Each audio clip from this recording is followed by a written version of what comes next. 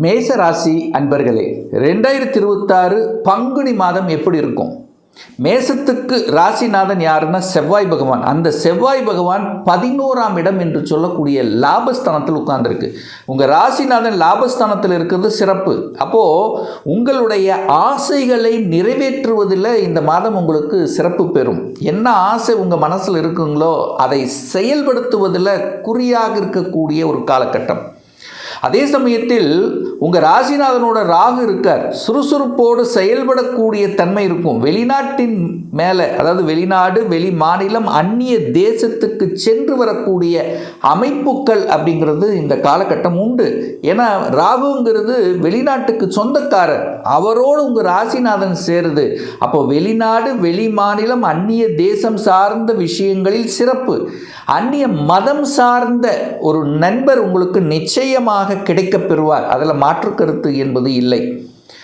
அதே சமயத்தில் அந்த செவ்வாயோட ராகு இருக்கிறதுனால எந்த ஒரு விஷயத்திலையும் வேகமாக விரைவாக செய்யணுங்கிறத நினைப்பீங்க, யோசிக்க மாட்டீங்க. டக்குன்னு அதை செய்யணுங்கிறத நினைக்கும். அந்த இடத்துல கொஞ்சம் கவனம்ங்கிறது முக்கியம். ஏன்னா ராகுங்கிறது பிரம்மாண்டமான ஆசைகளை வரைவித்து அதில் ஏதாவது ஒரு இக்கணை வைக்கக்கூடிய அமைப்புகளை உருவாக்கும். ஸோ அங்கே கொஞ்சம் கவனம்.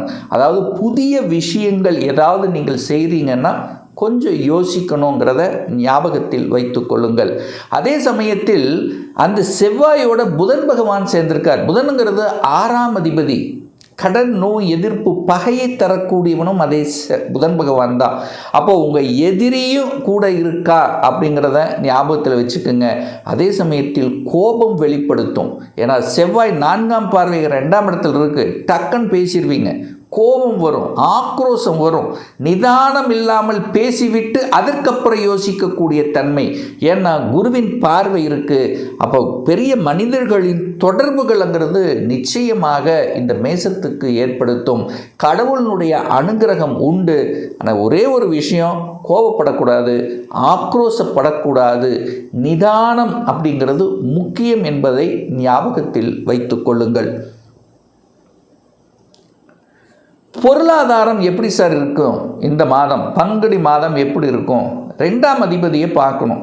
2ஆம் அதிபதி யார்? சுக்கிரன். சுக்கிரன் எந்த நிலையில் இருக்கார்? 12ஆம் இடத்துல உட்கார்ந்துருக்கார். உச்ச பலத்தோடு இருக்கார். அப்போ 2ஆம் அதிபதி வலுப்பெறுகிறது. அப்போ வலிமையாக இருக்காருன்னா பணம் இருக்கிறது. பொருளாதார விஷயத்தில் நற்பலனை தர காத்து கொண்டிருக்கிறது. எந்த மாற்று கருத்து இல்லை. காசும் வரும். அதற்கு தகுந்த மாதிரி செலவுகளும் ஏற்படுத்தும். அந்த செலவுகளை நீங்கள் சுப விரயங்களாக கன்வெர்ட் பண்ணிக்கிறது நல்லது. சுப விரயங்கள் என்ன? குழந்தைகளுடைய படிப்புக்காக ஒரு செலவு செய்யக்கூடிய தன்மை உருவாக்கும். அல்லது குழந்தைகளினுடைய திருமணத்துக்காக செலவு செய்வது, அல்லது ஒரு வீடு, வண்டி, வாகனம் ஏதாவது தனக்கு தன்னுடைய ஆசைகளை பூர்த்தி செய்யக்கூடிய இந்த விஷயத்தில் செலுத்துவது, இதெல்லாம் கண்டிப்பாக நடக்கும். இதில் எந்த குறையும் உங்களுக்கு ஏற்படுத்த போவதில்லை. அப்போ பொருளாதாரம் நல்லா இருக்க போகுது. குடும்பம், சுக்கிரன் 12ல் இருக்கார். அப்போ குடும்பத்தில் கொஞ்சம் அனுசரணை தேவை.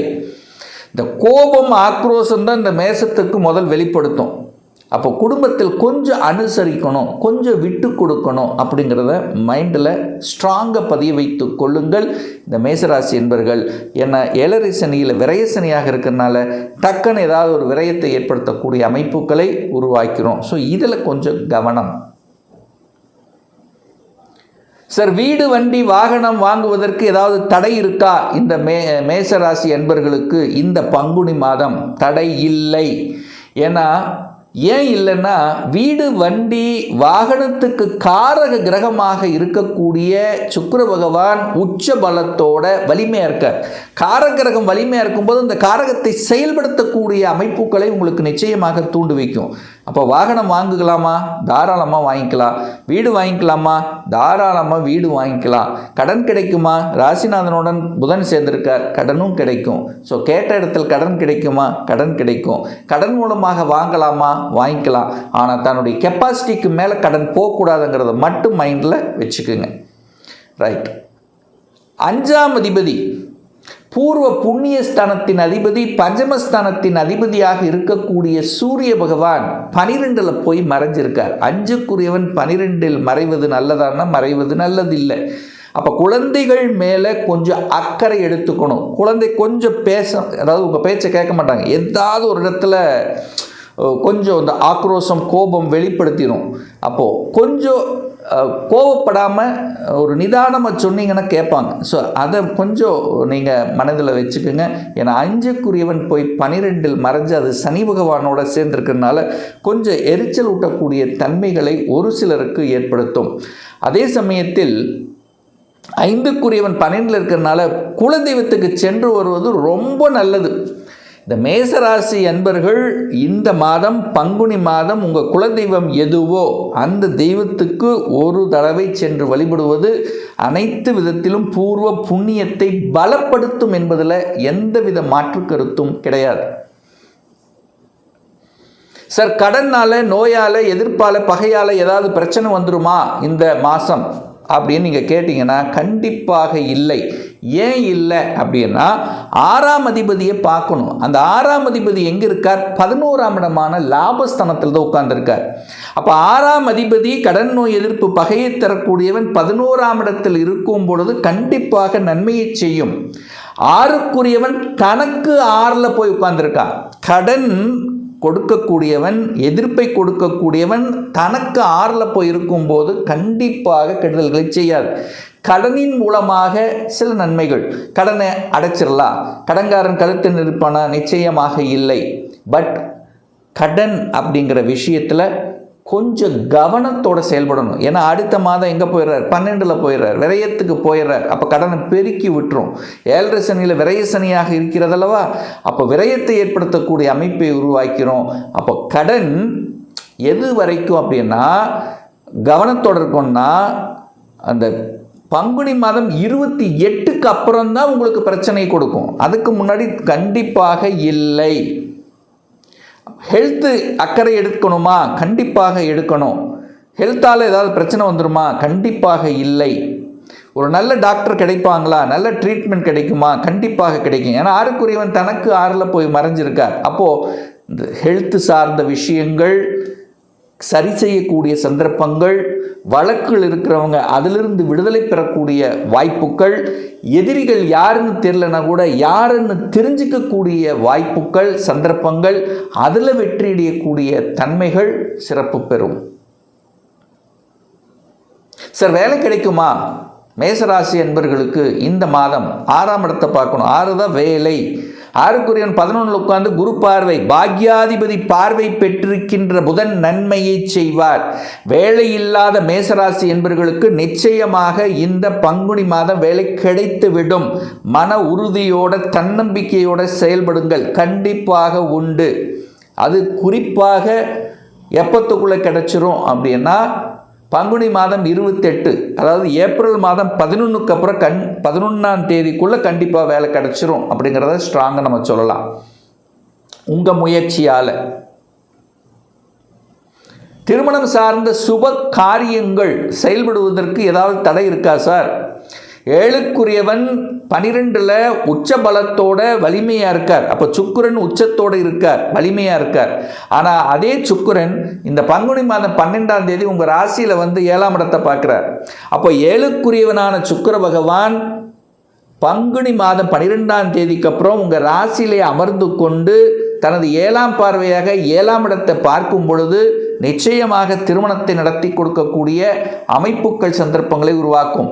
மேலும் வக்ரமாக இருந்த குரு பகவான் வக்ர நிவர்த்தி அடைந்து விட்டார். அப்போ நிவர்த்தி அடைந்து தனது 5ஆம் பார்வையாக 7ஆம் இடத்தை பார்க்கிறார். அப்போ நிறைய மேசத்துக்கு திருமணம் டக்குன்னு முடிவாகும், வரன் அமையும், ஃபிக்ஸ் ஆயிரும்.